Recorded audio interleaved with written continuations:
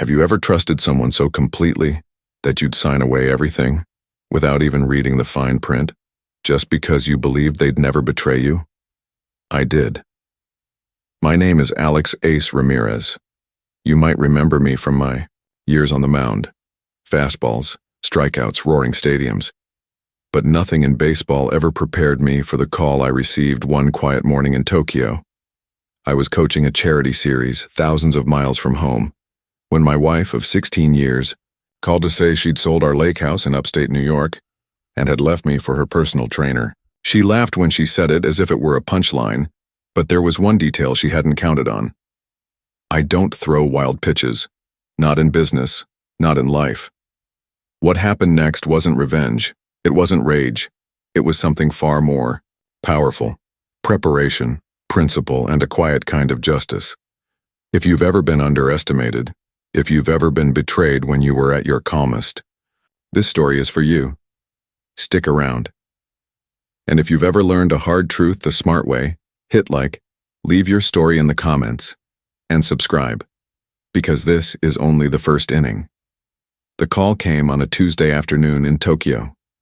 I had just wrapped a press briefing at the stadium and was walking past the cherry blossoms lining the street near my hotel.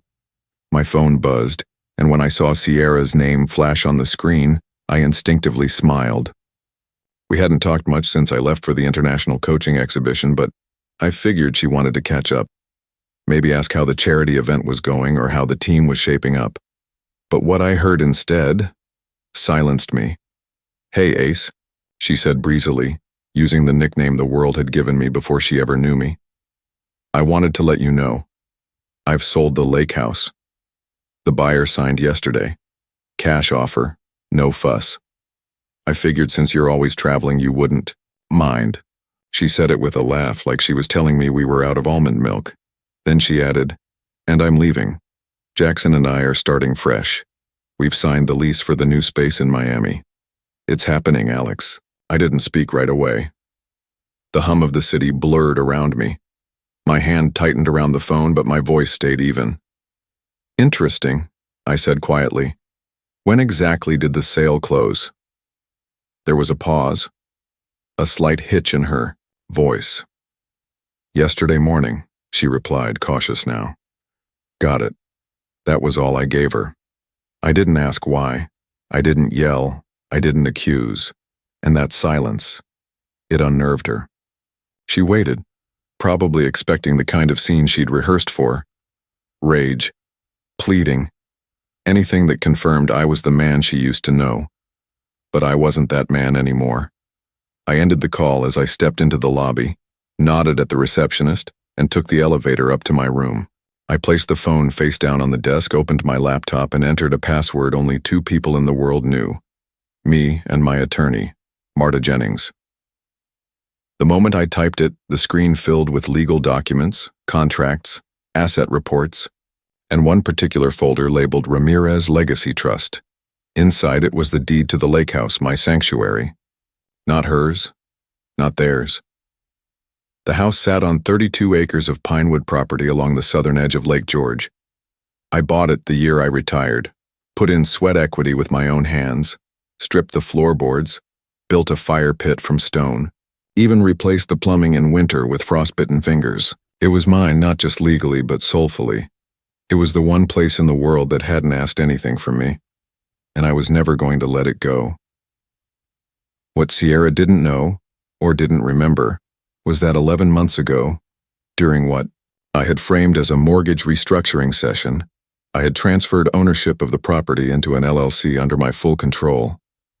She had signed the documents absent-mindedly at our kitchen table while texting someone, probably Jackson, and sipping a turmeric smoothie. She'd always hated paperwork. She once told me, "Life's too short for legalese, babe. Just sign and let's go live." I never forgot those words. And on that Tuesday afternoon in Tokyo, neither did she. I sat by the window, watching Tokyo's skyline stretch beyond the river, and reflected, not with bitterness, but with clarity. Sierra didn't just betray our marriage. She underestimated me. She mistook patience for weakness, precision for passivity, And that was going to be her biggest mistake. I picked up my phone again and dialed Marta. She answered on the first ring. "It's happening," I said. "She thinks she sold the lakehouse." Marta was quiet for half a beat. Then, with a tone as sharp as a broken bat, she replied, "She can't sell what she doesn't own." I leaned back, the quiet resolve settling over me like it always did. When I walked out onto a mound before the bottom of the ninth, I'd faced pressure my entire life. Crowds, cameras, commentators. But nothing ever demanded more poise than betrayal. This wasn't about rage. It was about the rules. The ones she ignored. The ones I had mastered. And the game? It had just begun. Before everything unraveled, before lawyers and shell companies and betrayal dressed in yoga pants, there was just us, me and Sierra, at the bar, beginning of something that felt like it could last forever. We met at a sports charity gala in Los Angeles. I had just won my second Cy Young Award, and the buzz around me was electric. Reporters, agents, even movie producers tried to get my attention that night. But it was Sierra Lane, model turned philanthropist, who stopped me in my tracks. She wasn't loud like the rest. She wasn't starstruck either. She walked up, gave me that signature half smile and said, "You pitch like you have something to prove." I like that. I didn't know it then, but that one sentence would stick with me longer than any headline. Our courtship moved fast. She joined me at spring training the following season. I flew her out to road games. Within a year, we were married on a private vineyard outside Napa, sunset vows, polished wood altars. Photographers kept at a respectful distance. For the public, it was a fairy tale. For me, at the time, it felt real. We spent our honeymoon exploring the Adirondacks. That's when we first saw it, the lakehouse, hidden among the trees, half wild but full of potential. The realtor barely mentioned it, said the place needed too much work. But Sierra walked out onto the crumbling deck, took a deep breath of pine air, and whispered, "This feels like home." So I bought it. At the time, it was barely livable. The roof leaked. The plumbing wheezed. Winter insulation was non-existent. But I didn't care. I'd spent my entire life under stadium lights in hotel rooms and airports. That place, raw, unfinished, real, was the first thing I'd chosen not for headlines, but for peace. Off-seasons became a ritual. I'd drive up from the city, sometimes alone, sometimes with Sierra. I'd spend days sanding floors, installing kitchen cabinets, hauling lumber. She'd bring paint swatches, cook simple meals, play jazz from a Bluetooth speaker while we worked. For a while, we were building something together, wood, glass, memories. Sierra called it our forever peace. On our third anniversary, she gifted me a compass with the coordinates of the cabin etched into the brass. "So you always find your way back," she said. I believed her, I really did. After I retired, the pace changed. I signed on as a broadcaster with a major network, which meant travel, but also more time off in the off-season. Sierra, meanwhile, was starting her next chapter. She launched Lane Wellness, a boutique lifestyle brand that mixed yoga, detox retreats, and motivational messaging with high-end branding. She was good at it. Charismatic, visually sharp, persuasive. Our lives began to orbit different spheres, but we still had the lakehouse. We held anniversaries there, hosted close friends, watched the northern lights spill across the lake. I even taught our godson how to fish off the dock. In those moments, we weren't famous. We were just two people living something real. But slowly, almost imperceptibly, things shifted. Sierra began to spend more time in Miami, expanding her brand. Retreats turned into business seminars. Meditation teachers became equity partners. Her phone buzzed constantly, and our conversations thinned out like fog in sunlight. She started calling the lakehouse your little hideout instead of our place. And when I asked if she wanted to spend a few weeks there during the summer, she said, "Too quiet, no Wi-Fi, I get anxious." That's when I began to sense that the home I had built wasn't hers anymore. Not in spirit, maybe not even in intention. Still, I held on. Not out of denial, but because I believed that people drift sometimes, but they also return. I thought maybe she just needed space, growth. Maybe we were just evolving. But people don't evolve out of respect. They abandon it. Looking back now, it's easy to trace the steps, the glamorous photo shoots, the business, dinners I wasn't invited to, the sudden interest in liquidity. But at the time I wasn't tracking betrayal, I was still trusting. Until that Tuesday call in Tokyo snapped it all into focus. What we had wasn't just fading, it was already gone. All that remained was the property, the paperwork, and the quiet truth that I was the only one who ever truly protected what we built. And soon, I'd prove it. The first real sign came on a Saturday morning nearly 2 years ago.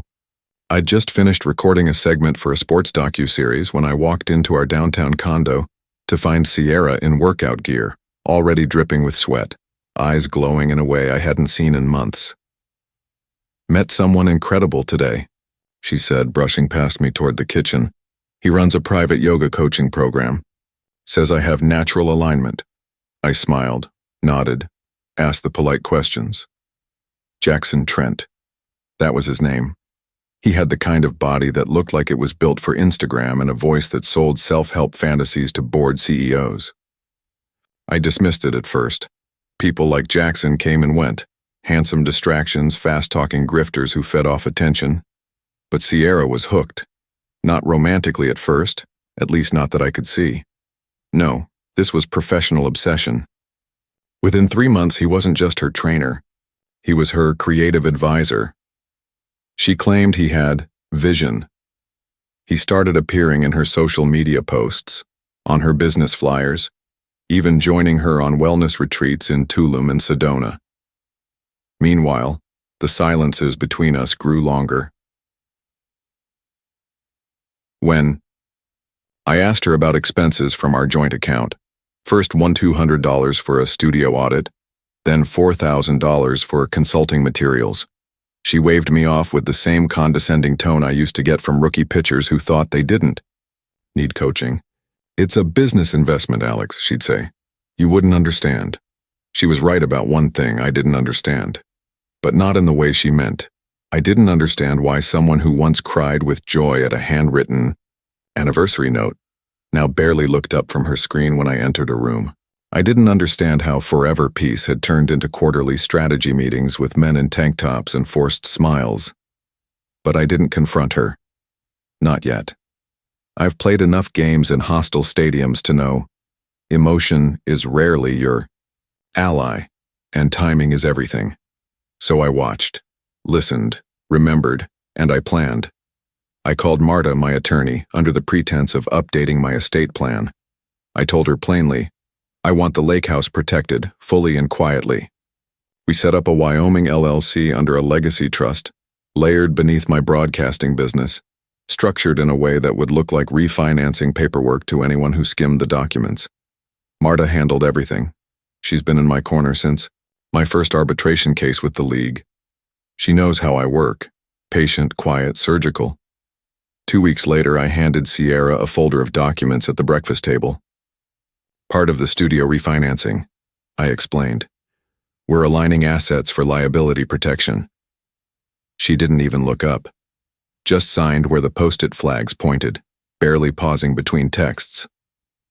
That was the moment I realized she was already gone. Not physically, not yet, but emotionally she'd checked out, but I wasn't angry. I was clear. In baseball, you learn early that every team has scouts. People who sit quietly in the shadows, studying your weaknesses. Sierra thought she was scouting me, testing my limits, seeing how much I'd tolerate. What she didn't know was that I'd been studying her too. Not to destroy her, but to protect myself, my life, my legacy. I started separating accounts, rerouting payments, updating passwords. I installed security cams on the lakehouse, not for safety, but for records. I had our financial planner move assets into safer categories, ones she didn't track closely. I even pulled archived footage of our property renovations, me laying tile, her laughing as she painted cabinets. All time-stamped, all logged, because I knew something was coming. I didn't know what form it would take. Infidelity, financial ambush, maybe both. But I felt it in my gut. And I've learned over the years. When your gut talks, listen. Still, I hoped I was wrong. I hoped the documents would sit forever in a drawer, never needed, like an old glove you keep long after your final game. I even entertained the idea that she might snap out of it, that the old spark might return. But as the months passed, the distance grew. She started using phrases like, your property, your retirement, your life. She stopped referring to us as we. It was all code, of course, but I speak fluent subtext. So when the Tokyo call came, and she said she'd sold the house, I didn't feel panic. I felt confirmation. And I knew then, she had no idea the game she'd just stepped into. When the call ended that day in Tokyo, I didn't pace. I didn't throw a punch at the wall or slam my laptop shut. Instead, I stared out the window of the 47th floor suite as the sun dipped behind the skyline. Neon signs flickered on one by one like spectators arriving late to a game. Below, Tokyo moved with its usual perfect order, people crossing streets. In unison, trains arriving to the second, a city in rhythm. And yet, 6,800 miles away, my life had just been thrown wildly out of sync. Sierra thought she had scored the final run. She believed she'd taken the house, the narrative, even the dignity, and that I'd return home to ashes and a silent lawyer.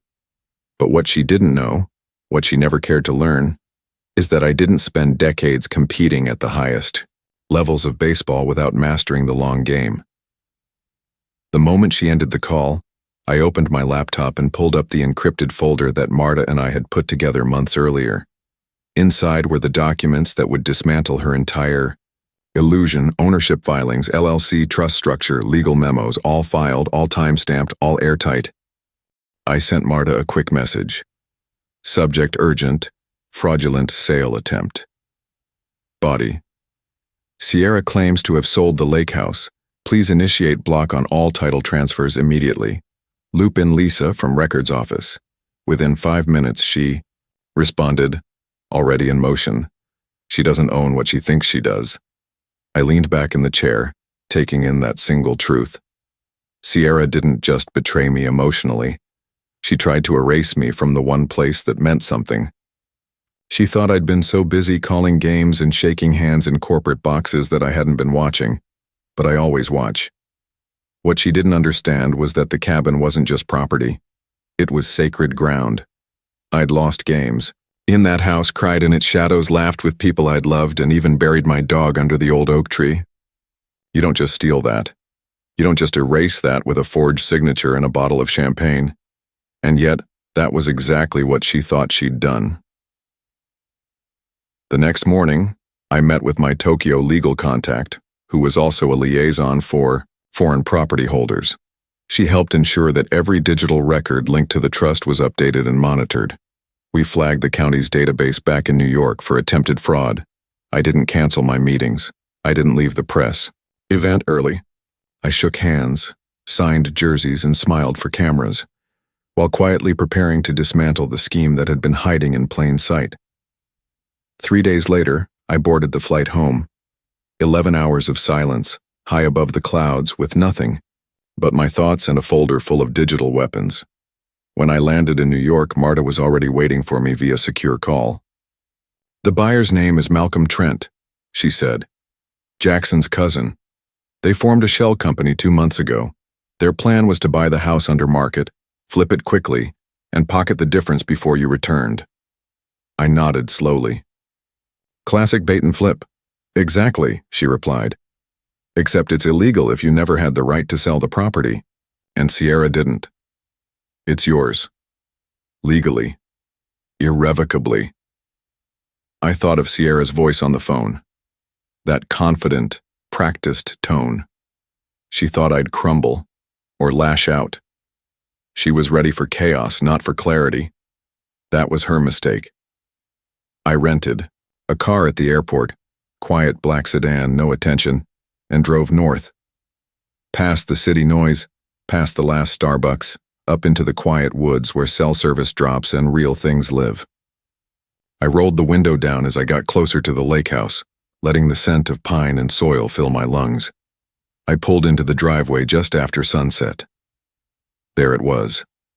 A car I didn't recognize parked where mine used to sit. Sleek. Overconfident. Probably his. Through the wide glass windows I could see shadows in the kitchen. 2 people, laughter, champagne glasses. I didn't rush the moment. I turned off the engine, exhaled slowly, and stepped out. This wasn't revenge.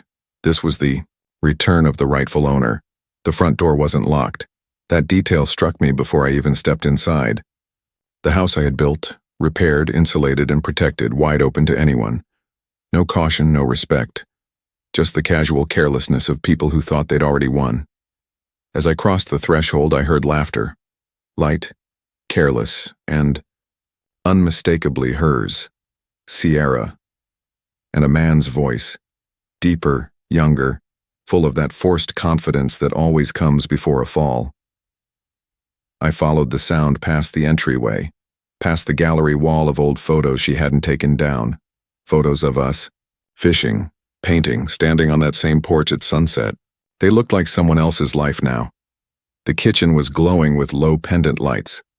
There she was, leaning against the marble island in a satin sundress I'd never seen, glass of champagne in hand, mid-laugh. Jackson stood beside her, shirt, sleeves rolled up, an iPad in one hand and the other arm casually draped around her waist. He was showing her a digital mock-up of what looked like an open-concept kitchen. The wall between the kitchen and dining room goes first, he said. Opens up the entire space. Lakefront buyers love that. They both looked up as I entered. Sierra's smile froze, then rebooted itself like a glitching computer. Alex, she said, her voice just a notch too high. You're back early. I nodded, calm as a dugout in the 3rd inning. Clearly. Jackson dropped his arm, eyes darting between us. This is awkward, he mumbled, stepping back. I should probably stay, I interrupted, eyes fixed on him. This involves you too, apparently. Sierra's expression shifted, charming smile dissolving into thinly veiled irritation. Alex, we don't need to make this difficult. I've been unhappy for a long time. We both deserve a fresh start. I reached for my briefcase, calmly placed it on the counter, and unzipped it. I agree, I said, pulling out a manila folder. That's why I've already spoken to my attorney about the fraudulent sale attempt you initiated last week. She blinked. Once, twice.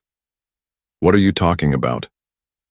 I handed her the documents, copies of the trust transfer, the LLC filings, and the notarized deed. This house isn't yours to sell, Sierra. It hasn't been for almost a year. You signed the property over during the refinance restructure. In May. You remember? The paperwork you didn't bother reading while texting your graphic designer. Jackson's face went pale. Wait, you said the sale was final. He turned to her, voice pitching. It was, she snapped. But even I could see the cracks forming in her performance. Her eyes scanned the documents, flipping pages faster, slower than stopping. This can't be real, she whispered. It's not only real, I said evenly. It's legally binding. You don't own the house. And your so-called buyer, your cousin Malcolm? He's already been flagged in the county records for attempted fraud. Jackson staggered backward slightly as if hit with a fastball he didn't see coming. I'll wait in the car, he muttered, retreating down the hallway. His footsteps were quick and uneven. Sierra didn't move. Her hands were still on the documents, but her posture had shifted. Shoulders rigid, eyes glassy, jaw clenched. You tricked me, she finally said, venom in her voice. You knew I wouldn't read those papers. No, I replied. I protected what was mine. That's called due diligence. You chose not to read what you signed. That's not trickery. That's negligence. She tried a new tactic. Her voice softened. Alex, come on. Be reasonable. We can split the proceeds. There's no need for lawyers. There already are lawyers, I said. Mine, the county's, and probably Malcolm's soon. He's being investigated for wire fraud and false real estate claims. So no, Sierra, there won't be any proceeds because there was no sale. She backed away slightly, reaching for her phone. I'm calling my lawyer. You should, I said. And while you're at it, ask him how to unwind a fraudulent transaction before it becomes a criminal investigation. I zipped the briefcase closed. I'll be staying in town tonight. But to be clear, this house is not being sold, and on Monday I'll be moving back in. She didn't reply. Just stood there, glass trembling slightly in her hand. As I turned to leave, she called after me, voice low and tight. This isn't over, Alex. I paused, hand on the doorframe, and looked back at her one last time.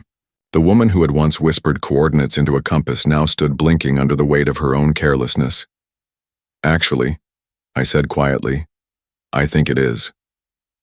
The next morning, I met Marta Jennings at her office in Midtown. It was early, too early for most attorneys, but Marta was already seated at her desk, a cup of black coffee in one hand and a thick folder in the other. She was dressed like always, sharp and composed, a woman who didn't waste time on pleasantries when legal firepower was needed. I dug deeper, she said without looking up. And it's worse than we thought. She slid the folder across the desk to me. Inside were bank statements, transaction records, and a timeline that made my chest tighten. Over the past 6 months, Sierra had slowly siphoned off more than $250,000 from our joint accounts. Some transfers were disguised as business development, expenses. Others were smaller, more careful, scattered across different accounts. She'd even used an old PayPal account linked to a dormant LLC we had opened years ago for a side project. She was laundering her own money, I muttered. She was building something, Marta corrected. Or more accurately, they were. She pushed another document across the table. It was a commercial lease agreement in Miami, signed 3 months ago by both Sierra Lane and Jackson Trent. The business name? Elysian Core Wellness Studio. The location? Prime waterfront property near Biscayne Boulevard. She used your money to fund the entire build-out, Marta said, and the timeline checks out. She scheduled the renovations right after the planned sale of the lakehouse. It was never about letting go of the past. It was about extracting maximum value before discarding it. I sat back, exhaling through my nose. I wasn't shocked, not anymore.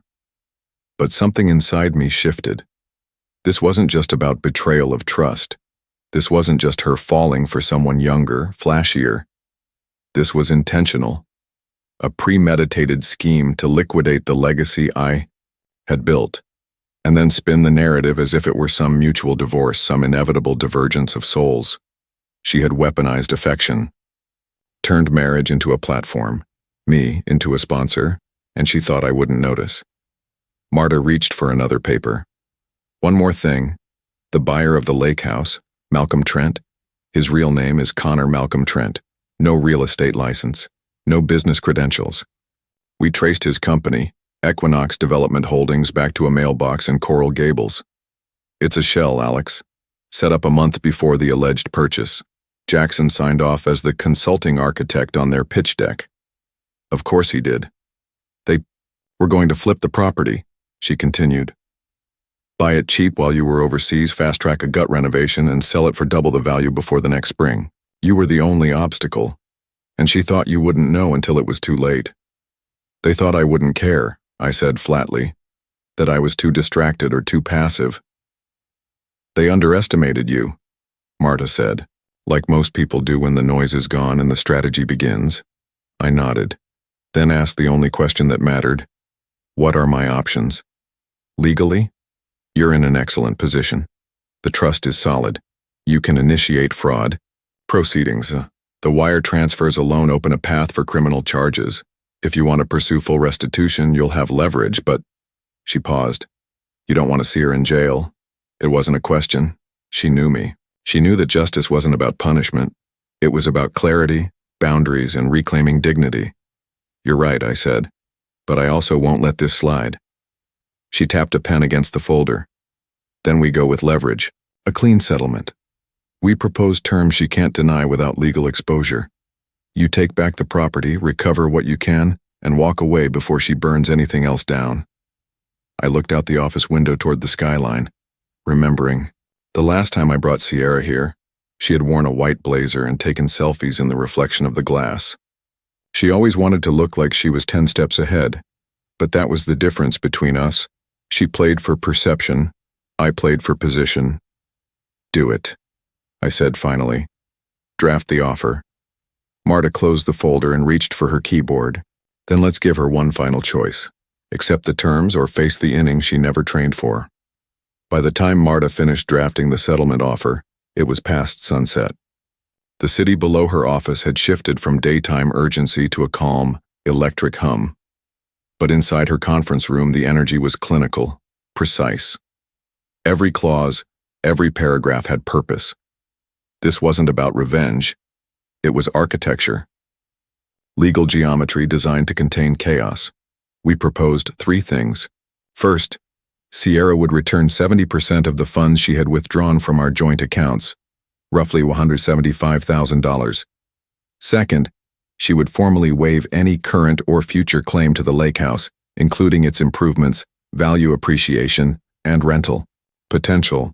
And third, she would sign a release of liability for all entities linked to the fraudulent sale: herself, Jackson Trent, Malcolm Trent, and Elysian Core Wellness. In return, I would not pursue criminal charges or public litigation.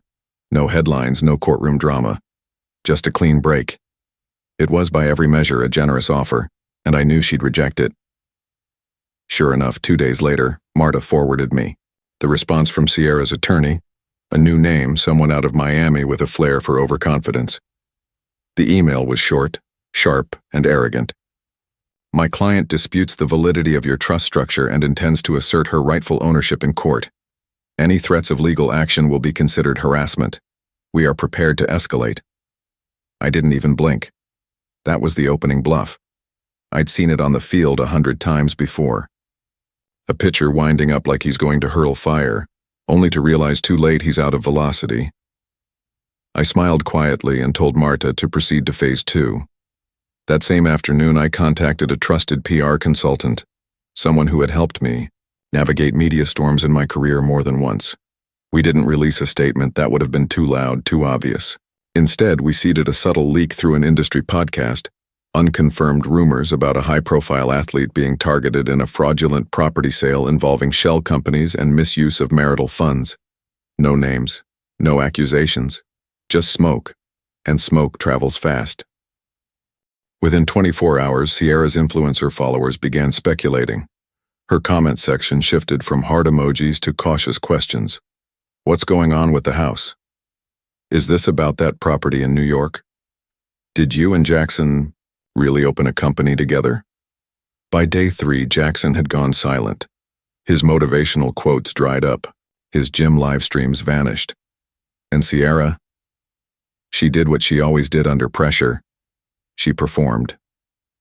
A carefully staged video with tearful eyes, framed by soft lighting, claiming emotional trauma, misunderstandings, and private legal matters being weaponized. But it didn't land. Not this time.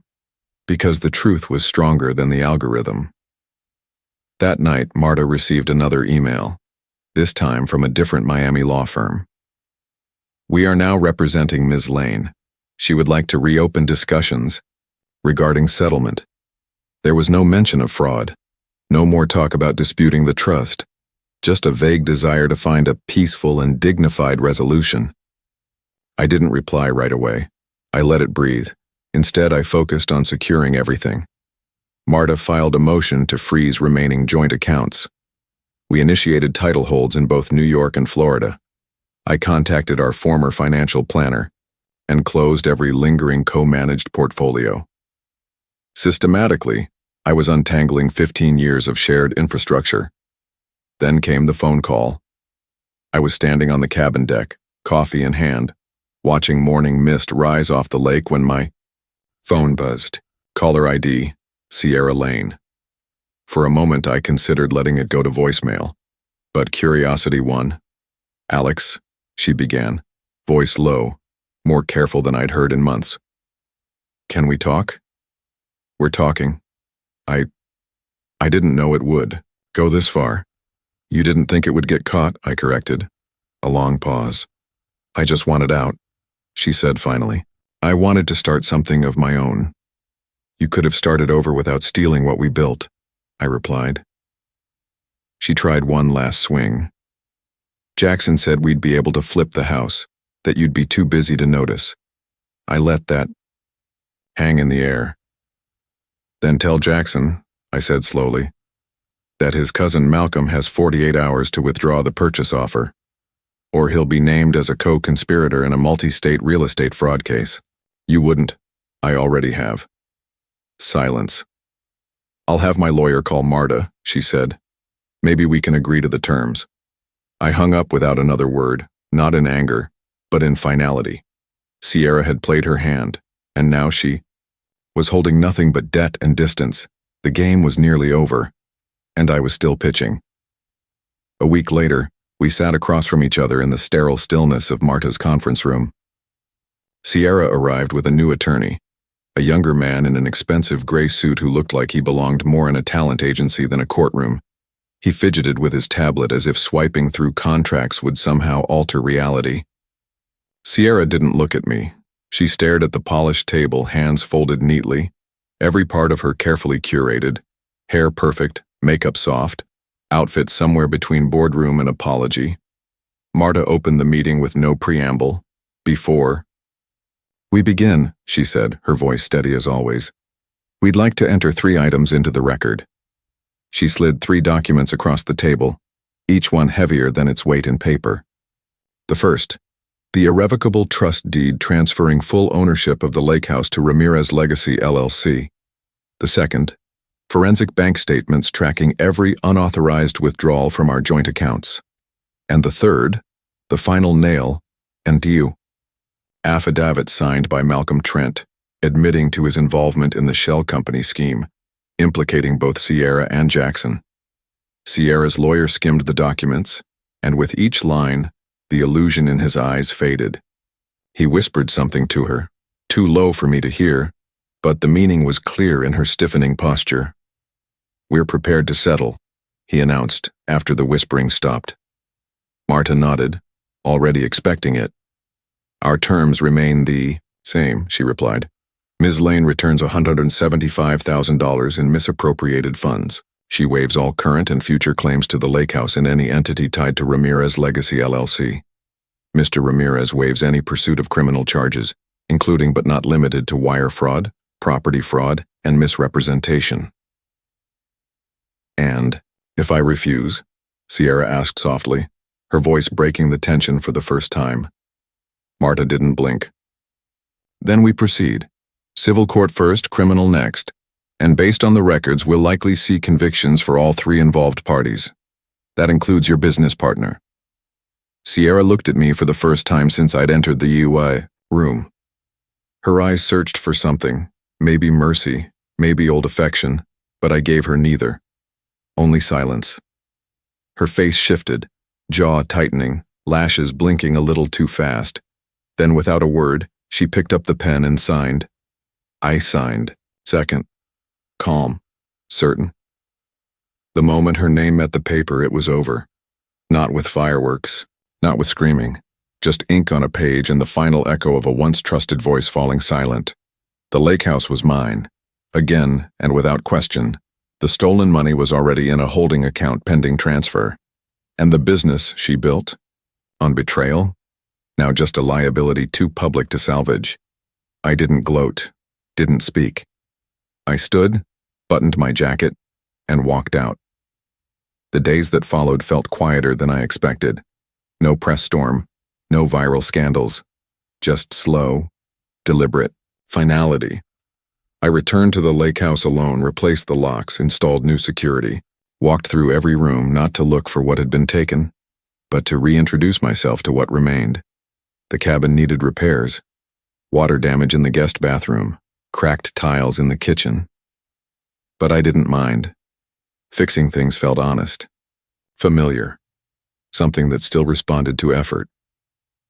That night I grilled a steak on the deck, poured a glass of bourbon, and watched the stars take their places above the black silhouette of pine trees. The lake was calm, silent, and for the first time in what felt like years, I wasn't playing defense. Weeks passed. News trickled in. Sierra and Jackson's studio in Miami, Elysian Core, never opened. Investors pulled out. Their lease was quietly dissolved. A source told me Jackson had moved to Austin trying to rebrand as a solo wellness coach. I didn't feel smug, just numb. I didn't need her to fail. I just needed to stop being the collateral.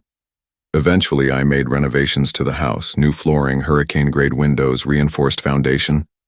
Practical upgrades, but also symbolic. I wasn't rebuilding for anyone else this time. Not for appearances, not for comfort. Just for me.